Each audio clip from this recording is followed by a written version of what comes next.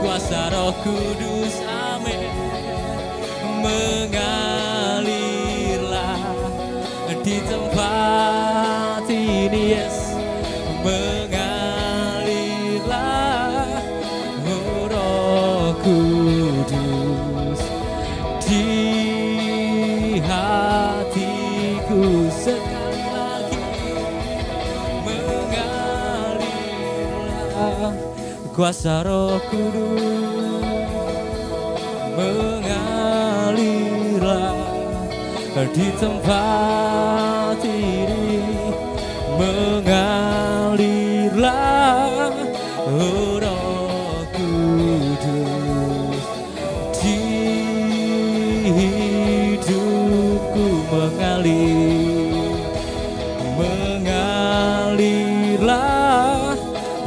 Roh Kudus di hidup kami Tuhan, di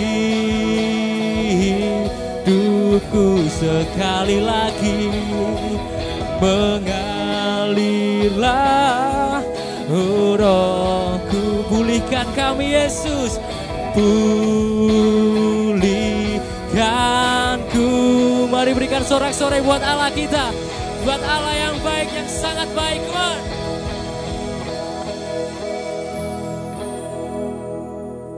Siapa yang dapat merasakan aliran kuasa Roh Kudus malam hari ini? Siapa yang mau masuk lebih dalam lagi dalam hadirat Tuhan? Lambaikan tangan. Haleluya. Mari kita masuk lebih dalam lagi. Hadirat-Mu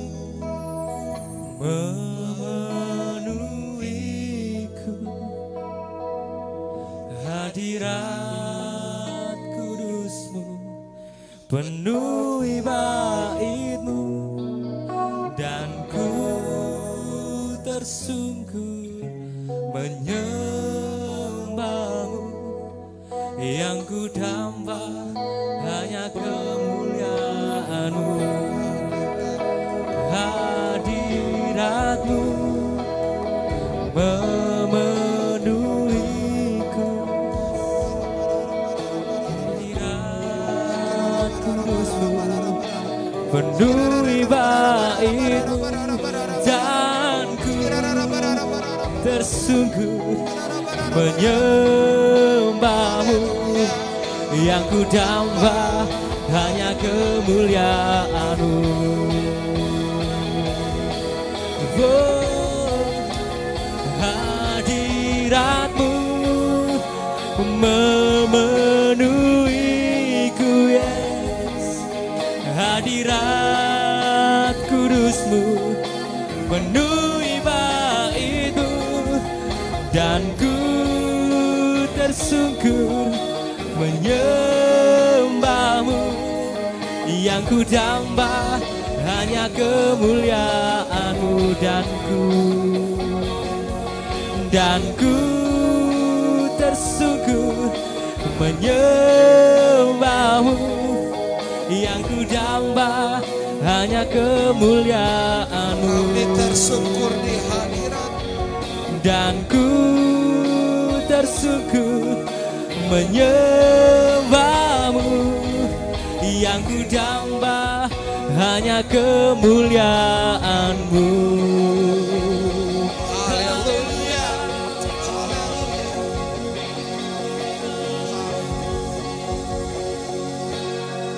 Terima kasih untuk malam hari ini Tuhan. Kami dapat memuji, menyembah, dan biarlah pujian penyembahan kami menyenangkan hati Tuhan. Dan sekarang kami siap untuk duduk diam, mendengarkan isi hati-Mu. Berfirmanlah bagi kami. Biarlah pada malam hari ini kami menerima urapan yang baru, minyak yang baru, anggur yang baru, yang akan memenuhi setiap daripada kami, yang akan memperlengkapi setiap pelayanan kami, yang akan hadir di tengah-tengah gereja-Mu di tempat ini. Sehingga di dalam setiap kehidupan kami, di dalam ibadah-ibadah kami, sungguh-sungguh nyata ada lawatan Tuhan yang terjadi. Amin. Terima kasih Tuhan Yesus. Kami sambut firman-Mu hanya di dalam nama Tuhan Yesus. Haleluya. Amin. Shalom Bapak Ibu Saudara terkasih, saya juga menyapa bagi kasih-kekasih hati Tuhan yang menyaksikan ibadah doa pengurapan pada malam hari ini secara online. Ya, shalom, salam damai sejahtera bagi kita semua. Ya, bagaimana diprogramkan oleh gereja ini, maka setiap Jumat pertama setiap bulannya selalu diadakan doa pengurapan. Ya, kenapa doa pengurapan itu perlu? Ya, saudara, kalau ada acara doa pengurapan jangan takut. Masih banyak orang Kristen anti ketika mendengar pengurapan. Saya pernah ketemu sama orang dari gereja lain, saya ajak dia, ayo ikut pengurapan. Wah, gak mau katanya. Loh kenapa? Masih banyak orang berpikir kalau pengurapan itu nanti wah ada yang kerasukan lah. Pengurapan kursi gereja patah 8 gitu kan. Karena bermanifestasi puak gitu kan. Ada yang raba-raba, takut orang. Padahal pengurapan itu penting. Pengurapan itu penting Bapak dan Ibu. Setidaknya ada 2 hal yang membuat pengurapan itu harus ada. Saya percaya saudara mengasihi Tuhan. Saya percaya saudara mencintai Tuhan Yesus. Siapa yang mencintai Tuhan Yesus? Kita semua mencintai Tuhan Yesus ya. Tapi mencintai Tuhan Yesus itu bukan segalanya. Kalau saudara pergi ke dalam penjara, di sana ada ibadah untuk umat Kristen.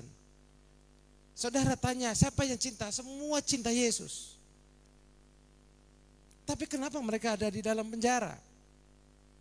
Kenapa mereka melakukan kejahatan? Kenapa mereka terlibat dalam narkoba? Cinta Yesus. Teman baik saya, seorang DJ. Oh, cinta Yesus banget. Banget. Orang Manado lagi kan. Orang Manado kan. Daerah Manado termasuk kantong Kristen. Sama seperti kota Medan gitu, orang Batak. Mayoritas Kristen. Harga mati bagi dia. Tapi sampai sekarang masih belum tobat juga, masih tetap aja dia nge-DJ. Masih tetap di dunia-dunia begitu. Cinta Yesus bukan segalanya Bapak Ibu. Saudara dan saya tidak bisa masuk ke dalam kerajaan sorga hanya bermodalkan cinta.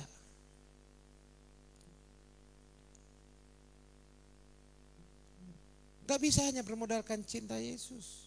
Salah kalau saudara berpikir modal cinta Yesus aja bisa masuk sorga. Tadi sore saya waktu jalan-jalan, waktu saya pergi dengan istri saya, tahu lagu ini nggak? Apa tadi saya bilang? Engkau bidadari jatuh dari sorga, tahu ya? Tahu ya? Perempuan-perempuannya kalau ada cowok nyanyiin kayak begitu, lo jangan langsung geeran. Yang perempuan-perempuan, perempuan jomblo yang di belakang, kalau ada laki-laki nyanyiin sama kamu, engkau bidadari jatuh dari sorga, jangan langsung senyum-senyum. Karena Alkitab berkata yang jatuh dari sorga adalah Lucifer. Artinya dia nyindir, lu kayak setan katanya gitu. Jangan senang dulu kalau dibilang engkau bidadari jatuh dari sorga. Hanya Lucifer yang jatuh dari surga. Bidadari gak ada yang jatuh dari sorga. Gak bisa kita masuk ke sorga hanya bermodalkan cinta. Gak bisa hidup kita mengalami kemenangan. Kita tidak akan bisa menerima janji-janji Tuhan kalau kita hanya bermodalkan cinta Yesus.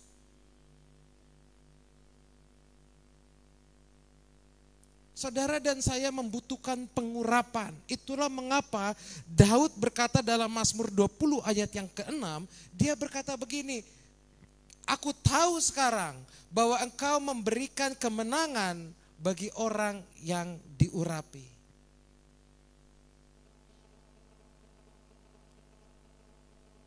Ketika saudara dan saya menerima pengurapan, maka hal yang pertama yang akan saudara terima adalah kemenangan. Orang yang diurapi oleh Tuhan bukanlah orang yang tidak punya masalah. Amin. Jangan salah. Sekalipun saudara menerima pengurapan 30 kali dalam 1 bulan, setiap hari hadir kedua pengurapan di semua gereja dihadiri. Bukan berarti hidup saudara akan bebas dari masalah. Namun ketika saudara menerima pengurapan, Allah akan menuntun saudara dan saya menuju kemenangan.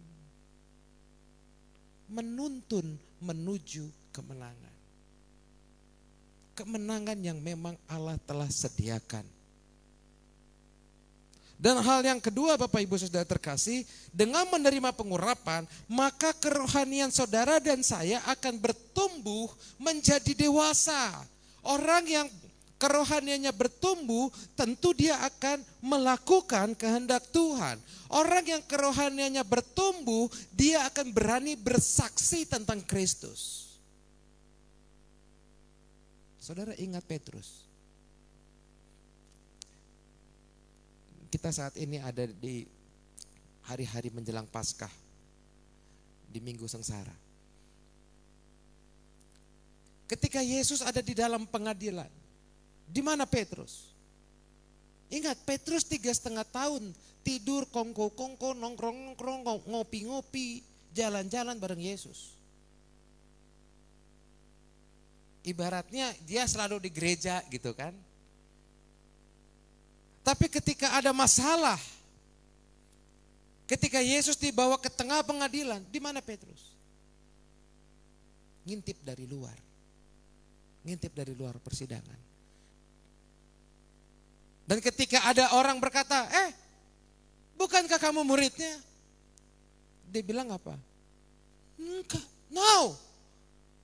It's not me, bukan saya.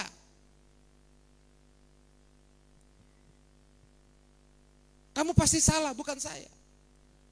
Berapa kali dia menyangka? 1 kali? 2? Sampai 3 kali. Dia orang yang menerima pendidikan langsung dari Tuhan Yesus.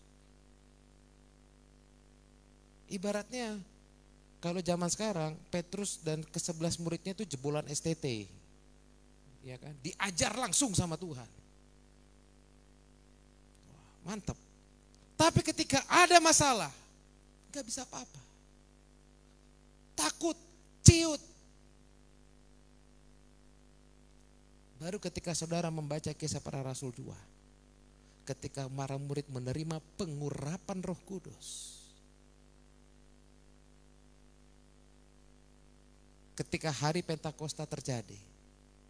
Orang-orang melihat murid-murid berbahasa roh. Dan mereka bilang, mereka mabuk karena anggur. Petrus dengan gagah berkata, hari masih jam 9 pagi. Kami tidak seperti itu.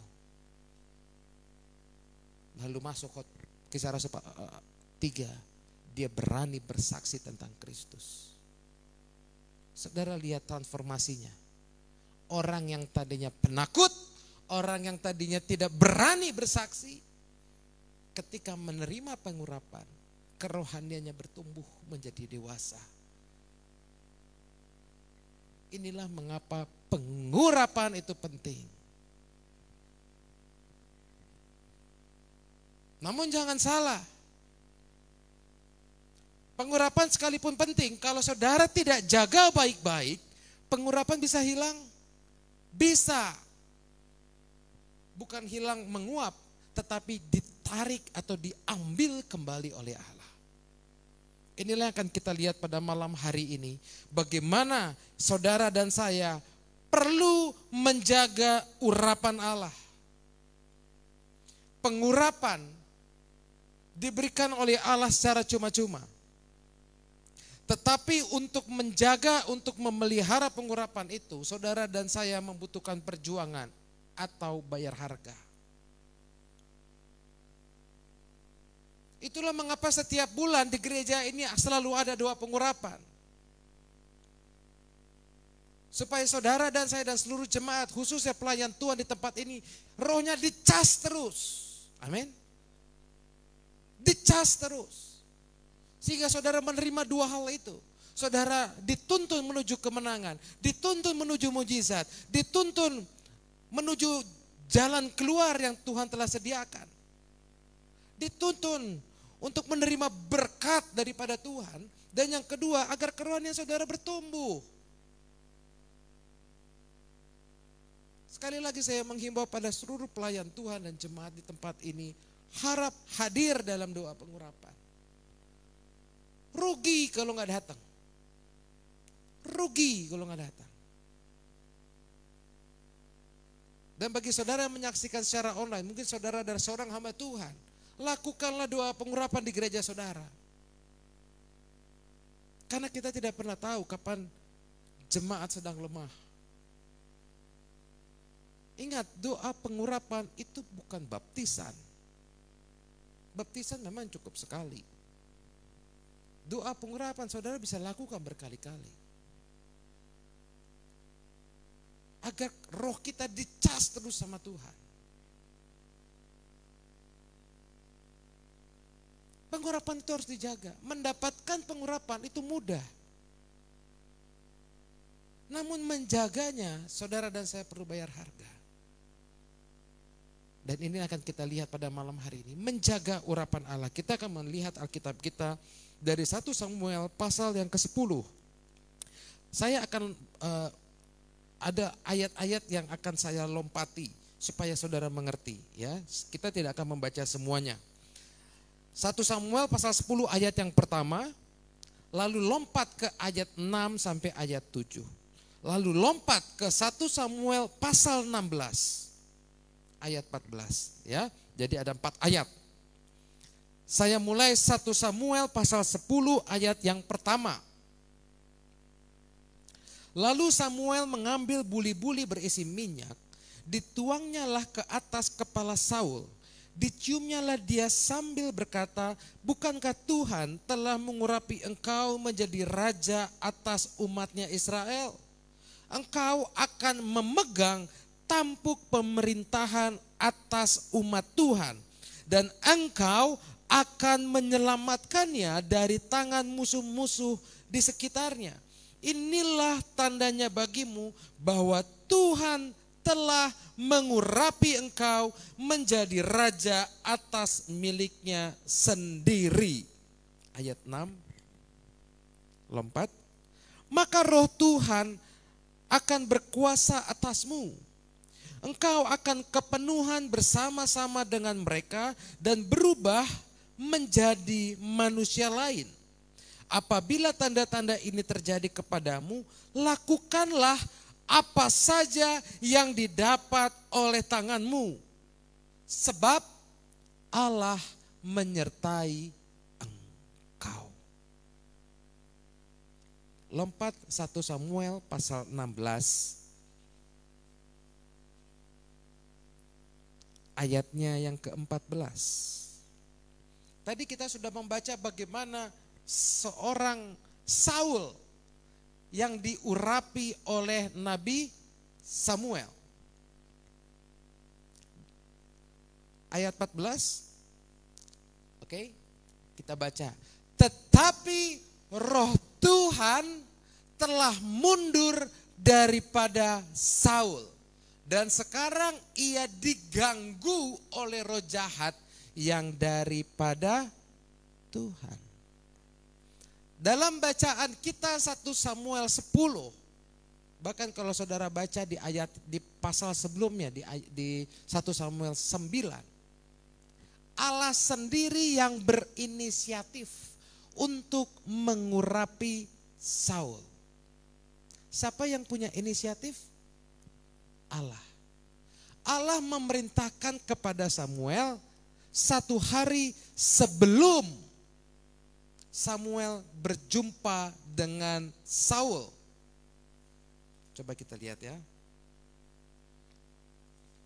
1 Samuel pasal yang ke-9.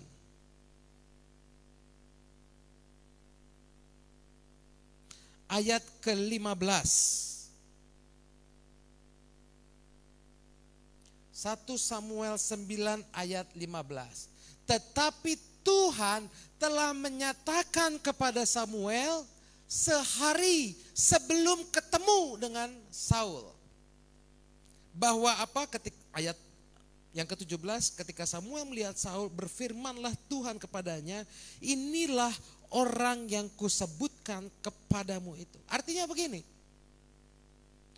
Saul belum ketemu dengan Samuel. Saul belum tahu masa depannya seperti apa. Tetapi Allah telah merancangkan sesuatu yang besar bagi Saul. Sehingga lewat Samuel, sehari sebelum Nabi Samuel bertemu dengan Saul, Allah sudah bilang, lu bakalan ketemu sama seorang yang bernama Saul. Kamu urapi dia. Dalam bacaan kita di pasal yang ke-10 ayat yang pertama dikatakan bahwa Saul akan memegang posisi raja. Apa tadi ayat yang pertama? Engkau akan memegang tampuk pemerintahan atas umat Tuhan. Wih. Siapa sih Saul? Saul dengan latar belakang keluarga, dia suku dari paling kecil di antara suku Israel. Bukan orang hebat. Bukan sarjana. Bukan orang tajir. Bukan keturunan bangsawan. Orang biasa. Tapi seringkali Allah justru memakai orang yang biasa. Orang yang tidak dipandang oleh dunia. Orang yang dianggap rendah oleh dunia. Justru mereka yang seringkali dipakai oleh Tuhan. Saya tidak berkata jika engkau seorang bangsawan engkau tidak akan dipakai oleh Tuhan. Saya tidak berkata demikian. Tetapi seringkali di dalam Alkitab orang-orang yang direndahkan itulah orang-orang yang sering dipakai oleh Tuhan. Salah satunya Saul. Allah punya inisiatif untuk mengurapi dengan memberikan posisi yang hebat.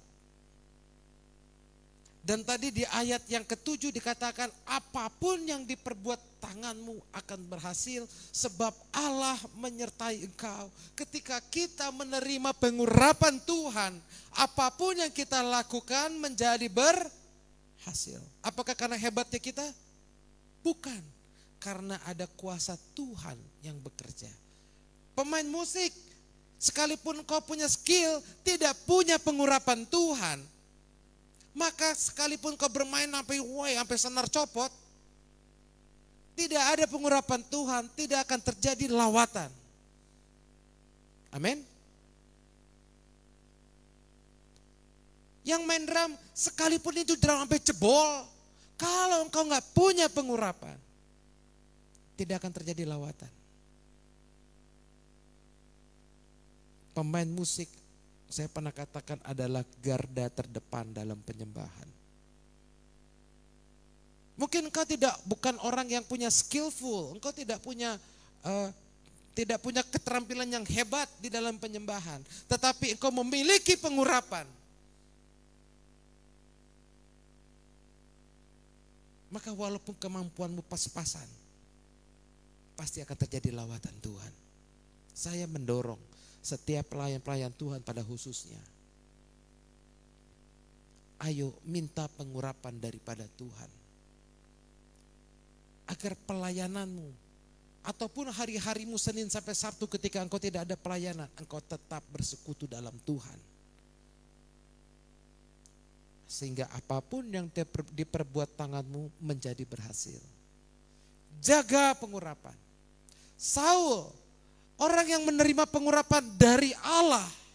Tetapi di pasal ke-16 dikatakan Allah mengambil urapan itu. Ketika kita tidak memiliki pengurapan, 1 Samuel 16 ayat 14 tadi. Ketika kita tidak memiliki pengurapan, apa yang terjadi? Tidak ada roh Tuhan, tetapi yang ada roh setan. Pikiran kita selalu jahat. Keinginan kita selalu jahat. Itulah yang terjadi pada Saul. Sebab, ayat 14 Bu. Sebab roh Tuhan sudah gak ada. Sudah nggak ada pengurapan. Lalu ada apa sama Saul sehingga Tuhan mengambil kembali urapannya? Apa yang terjadi antara Samuel 10 sampai 16? Ini akan kita lihat. Yang pertama adalah mengapa Saul kehilangan urapan Tuhan? Yang pertama kita lihat 1 Samuel 13 ayat 13. 1 Samuel 13 ayat 13. Kata Samuel kepada Saul, perbuatanmu itu bodoh. Perbuatan yang mana? Engkau tidak mengikuti perintah Tuhan Allahmu yang diperintahkannya kepadamu. Sebab sedianya Tuhan mengokohkan kerajaanmu atas orang Israel untuk selama-lamanya.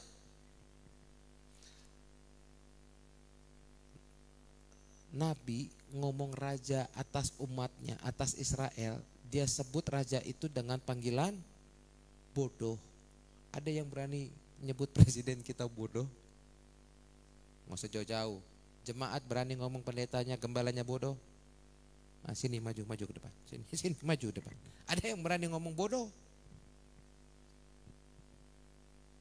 Nabi dia sebut rajanya dengan sebutan bodoh. Kenapa bodoh? Karena Saul tidak mengikuti perintah Tuhan. Perintah Tuhan apa? Yaitu ketika ada orang Filistin menyerang,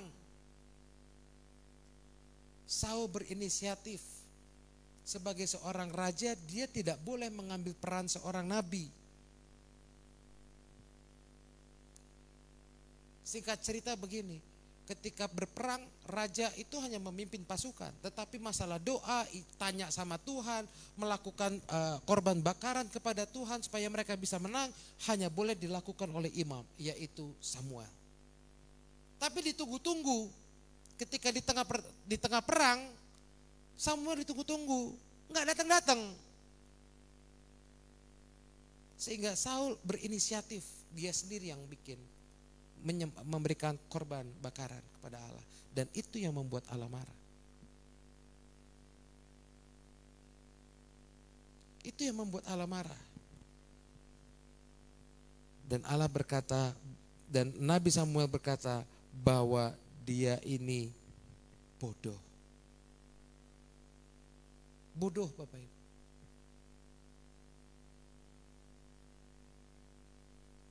Saul kehilangan urapan Allah karena dia tidak taat pada firman Allah. Ketika kita hidup tidak lagi taat pada firman Allah, maka kita akan kehilangan urapan Allah.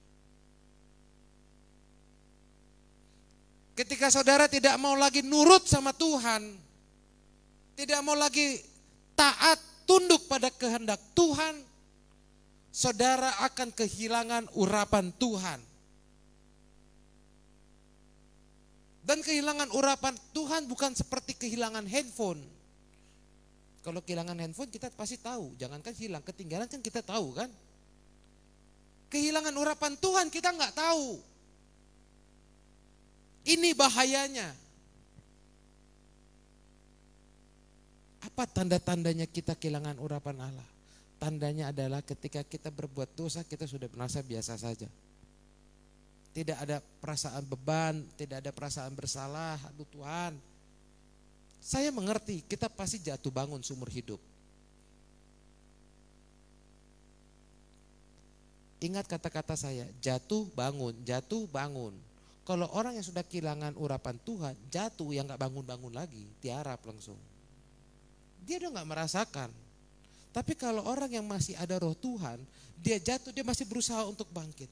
Sekalipun mungkin nanti jatuh lagi, berusaha bangkit lagi. Karena dia sadar, oh iya yang saya lakukan ini salah, yang saya lakukan ini dosa.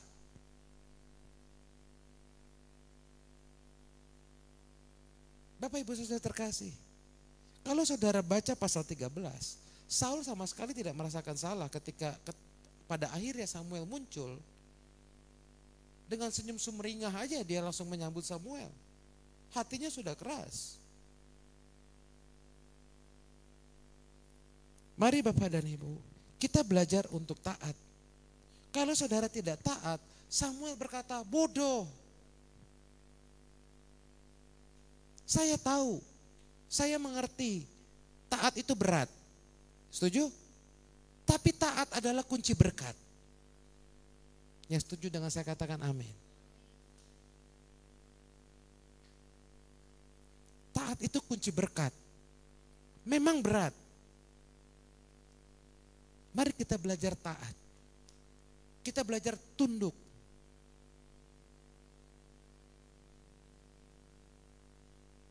Yakobus berkata, tunduklah kepada Allah dan lawanlah si iblis, maka dia akan lari daripadamu.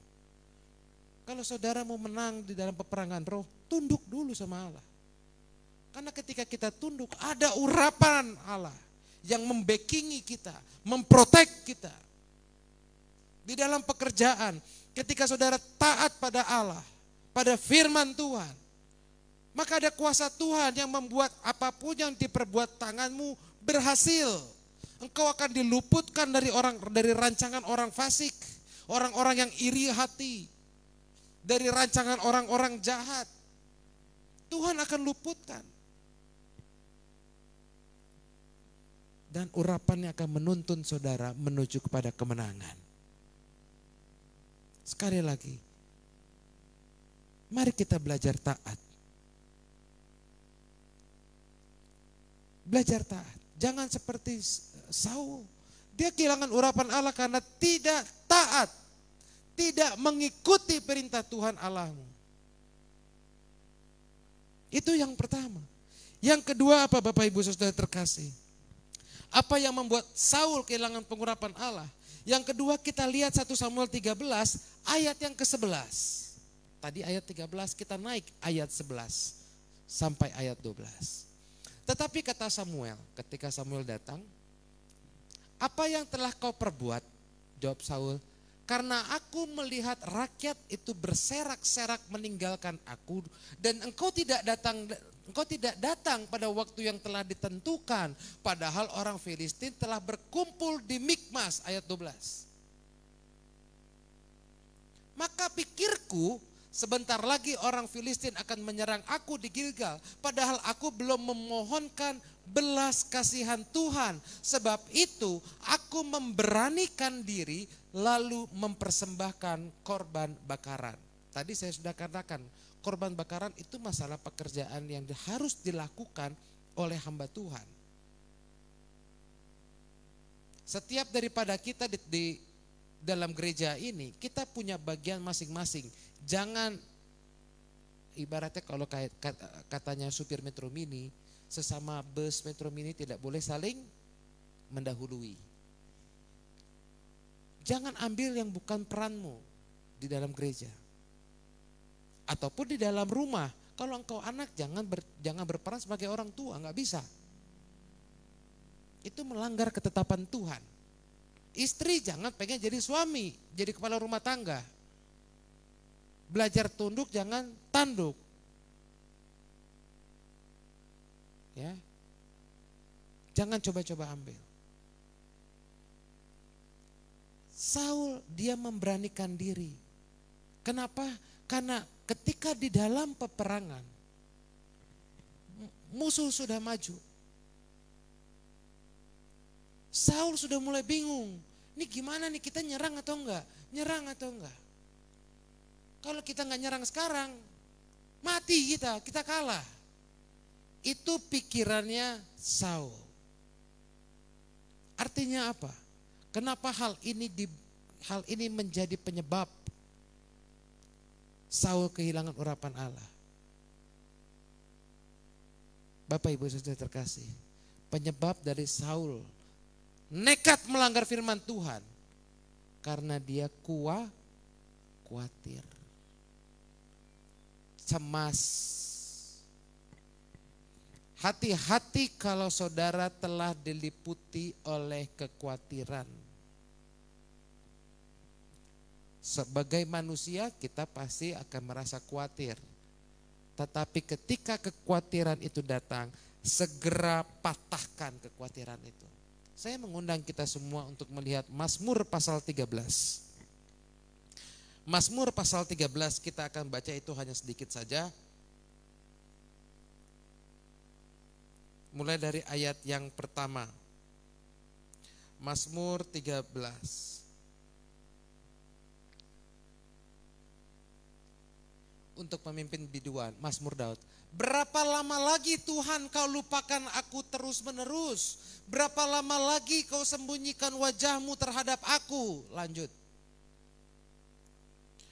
Berapa lama lagi aku harus menaruh kekhawatiran dalam diriku dan bersedih hati sepanjang hari? Berapa lama lagi musuhku meninggikan diri atasku? Dari ayat ini kita sudah tahu Daud sedang merasa khawatir. Berapa lama lagi Tuhan harga minyak goreng tetap selangit? Berapa lama lagi kami harus menunggu sampai harga Pertamax bisa turun? Baru juga naik, udah minta turun, baru naik. Berapa lama lagi COVID ini Tuhan?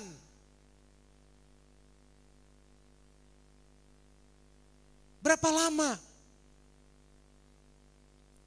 Ayat selanjutnya, pandanglah kiranya, jawablah aku ya Tuhan Allahku, buatlah mataku bercahaya supaya jangan aku tertidur dan mati, supaya musuhku jangan berkata, aku telah mengalahkan dia dan lawan-lawanku bersorak-sorak apabila aku goyah. Perhatikan ayat ini. Tetapi aku kepada kasih setiamu, aku percaya. Hatiku bersorak-sorak karena penyelamatanmu. Sudah diselamatkan belum? Belum. Tapi hatinya sudah bersorak aja. Lanjut, terakhir. Aku mau menyanyi untuk Tuhan karena Ia telah apa? Sudah diselamatkan? Belum. Sudah ditolong Tuhan? Belum. Kenapa Daud berkata, Ia telah berbuat baik? Belum juga dijawab. Belum juga ditolong. Masih cemas. Masalahnya masih ada? Masih ada. Inilah yang saya katakan. Ketika ada kekhawatiran, ketika ada kecemasan, jangan biarkan itu menguasai saudara. Atasi, patahkan itu dengan iman. Amin. Harga Pertamax sudah naik. Di hari yang sama, apalagi yang naik? Pajak menjadi 11%. Dibebankan kepada konsumen, kepada pembeli. Kalau itu naik, biasanya semuanya naik gak? Naik. Dan pengalaman yang sudah-sudah, kalau sudah naik, biasanya gak akan turun. Betul? Kalau sudah naik gak ada yang mau turun biasanya. Udah nyaman. Sekalipun keadaan Rusia Ukraina berdamai gak mau turun. Biasa itu. Dan ini pasti akan diikuti dengan yang lain kan? Naik semua nanti. Saudara khawatir? Khawatir. Ibu-ibu khawatir? Khawatir. Bapak-bapak? Oh lebih khawatir. Pasti. Mari kita patahkan kekhawatiran itu dengan iman. Bahwa kita menyembah Allah yang disebut Jehovah Jireh. Allah yang menyediakan. Mungkin kau sekarang sedang sakit. Mari seperti Daud. Aku mau menyanyi untuk Tuhan.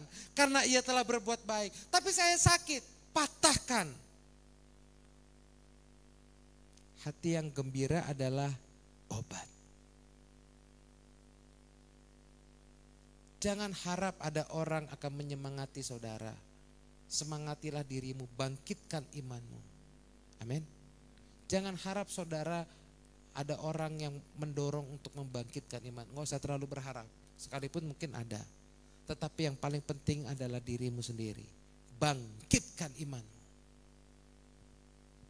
Patahkan segala kekhawatiran itu. Sekalipun kau masih terbaring sakit, katakan Yesus baik. Bersorak bagi Tuhan, bangkit, patahkan segala ketakutanmu, patahkan segala kekhawatiranmu. Jangan mau kita dikalahkan dengan perkara-perkara seperti itu. Makanya miliki pengurapan agar kita punya hikmat dalam hidup ini. Ada cerita nih, ya jadi teringat cerita. Ada seorang anak di Papua. Di daerah pedalaman itu dia kalau ya belum ada listrik, semuanya merata kan. Jadi kalau mereka belajar itu kan masih pakai lampu teplok itu, lilin itu. Enggak ada lagi lampu teplok karena minyak tanah mahal. Pakai lilin itu kan. Ya di beberapa tempat kalau ada yang masih sempat ngecas, ada lampu cas-casan itu. Tapi berapa lama sih lampu cas-casan kan? Jadi pakai lampu lilin itu kan goyang-goyang. Saudara pernah baca di bawah lilin enggak? Kan kadang-kadang ada yang kelihatan karena gelap kan, enggak seterang lampu gitu kan. Jadi anak ini datang pada Bapak. Bapak, Tuhan itu Maha Kuasa kah? Oh, iya anak, katanya. Dia itu Maha Kuasa sekali itu. Katanya. Dia bisa jawab semua doa kah? Bapaknya bilang, oh iya, semua doa bisa Tuhan, bisa Bapak jawab katanya. Maksudnya Bapak di surga jawab. Lalu anaknya bilang, Bapak, minta juga sama Tuhan supaya ada matahari 2 di sini katanya. Karena anaknya susah baca kan. Bapaknya kan bingung kan. Kalau dibilang, kalau kita berdoa sama Tuhan nanti enggak dikasih, dia salah dong. Iya kan? Karena kan dia Tuhan yang baik. Iya kan? Kalau dia bilang, ayo kita berdoa supaya Tuhan kasih 2 matahari di sini. Kan enggak mungkin ya. Tapi kan enggak mungkin menjelaskan sama anak ini. Kalau dibilang, ya udah kita enggak usah doa, ya enggak mungkin juga. Jadi bapaknya bingung gitu. Waduh, gimana nih jawabnya? Jadi dia bilang gini, anak, matahari 1 saja sudah katanya. Tidak Bapak, saya perlu belajar kalau malam Bapak. Sudah, matahari 1 saja kita so gelap.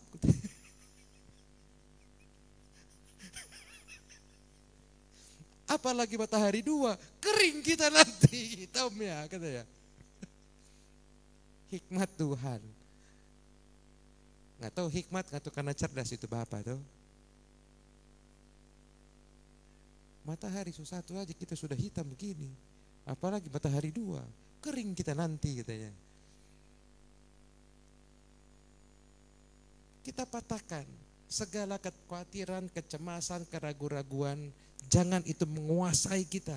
Sehingga membuat kita terus-menerus berletih lesu, cemberut, bersungut-sungut.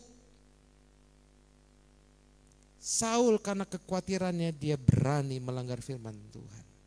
Orang kalau sudah khawatir, orang kalau sudah panik, kelakuannya aneh-aneh. Iya kan? Orang kalau sudah panik kelakuan aneh-aneh. Enggak jelas kadang-kadang. Mari kita atasi, kita patahkan semuanya itu. Dan yang ketiga, yang terakhir Bapak Ibu Saudara terkasih, apa yang membuat Saul kehilangan pengurapan Allah? Tadi yang pertama karena apa? Tidak taat pada firman Tuhan. Yang kedua karena khawatir. Yang ketiga kita lihat pasal 15, 1 Samuel 15 ayatnya yang ke-11. Aku menyesal. 15 1 Samuel 15 ayat yang ke-11.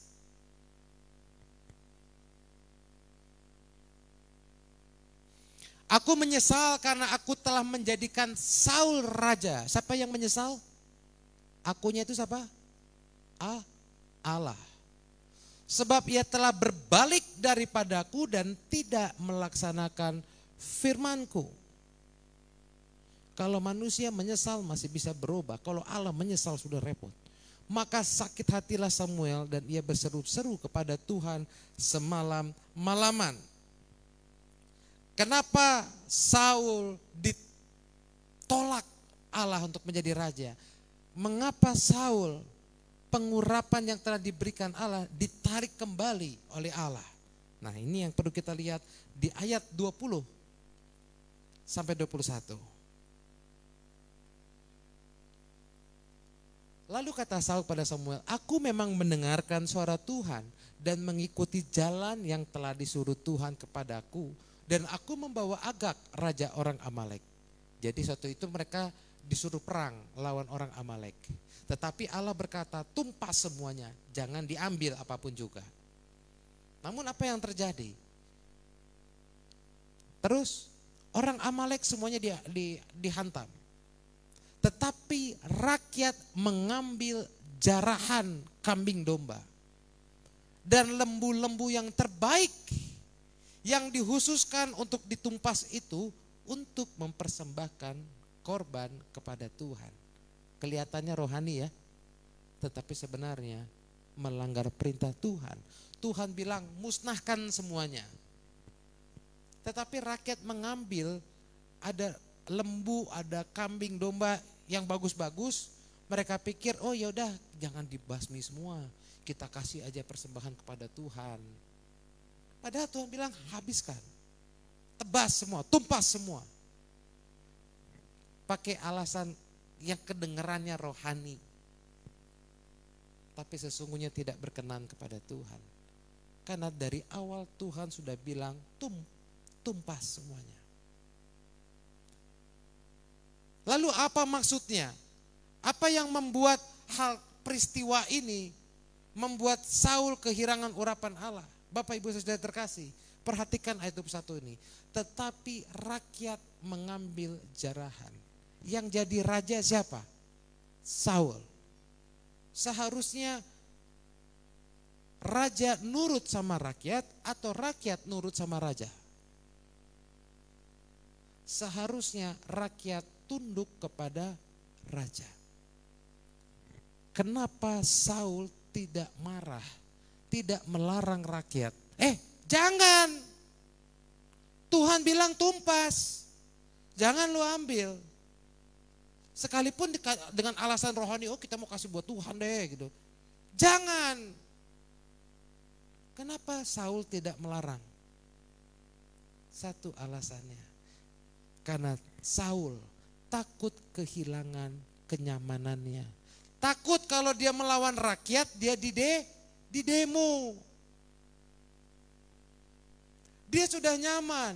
Tadi saya katakan, Saul bukan dari keluarga kaya. Sehingga ketika Allah mengangkat dia menjadi seorang raja, dia punya harta kekayaan, dia punya kenyamanan. Dia takut melawan rakyat. Artinya adalah Saul kehilangan urapan Allah karena Saul tidak lagi mengutamakan Allah. Dia lebih mengutamakan kenyamanannya.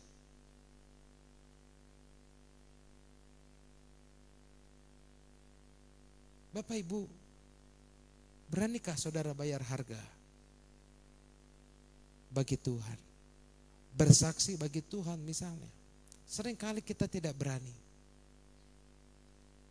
Engkau tidak berani bersaksi artinya engkau tidak mau lagi mengutamakan Tuhan sebagai yang terutama. Dalam hal apapun, pekerjaan, keluarga, ketika engkau sudah tidak lagi mengutamakan Tuhan, tapi engkau mengutamakan egomu. Pelayan-pelayan Tuhan, ketika saudara bermain musik di sini, tetapi isi hatimu, motivasimu bukan lagi untuk melayani Tuhan, tetapi supaya engkau bisa tampil, supaya engkau dikenal. Hati-hati. Sekalipun kau pelayanan di gereja kelihatannya rohani,